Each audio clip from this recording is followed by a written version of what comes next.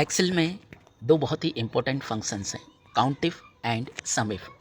काउंटिफ function का use किसी particular range के स्पेसिफिक क्राइटेरिया की वैल्यू को काउंट करने के लिए किया जाता है और समिफ फंक्शन का यूज़ किसी पर्टिकुलर रेंज के स्पेसिफिक क्राइटेरिया की टोटल वैल्यूज़ को सम करने के लिए किया जाता है।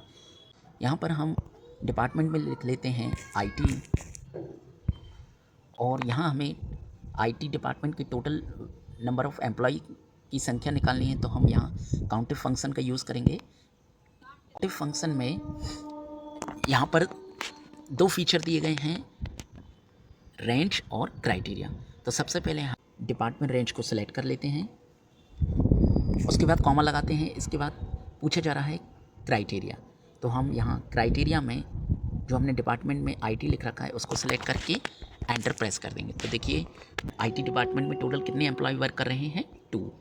अब हमें उन 2 एम्प्लॉयज़ की सैलरी का टोटल निकालना है, तो उसके लिए हम समिफ फंक्शन का यूज़ करेंगे। तो हमें सबसे पहले डिपार्टमेंट की रेंज को सिलेक्ट कर लेना है,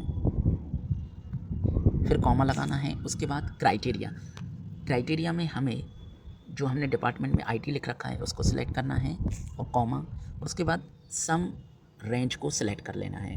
टोटल सैलरी की जो रेंज है उसको सिलेक्ट करके एंटर प्रेस कर देना है।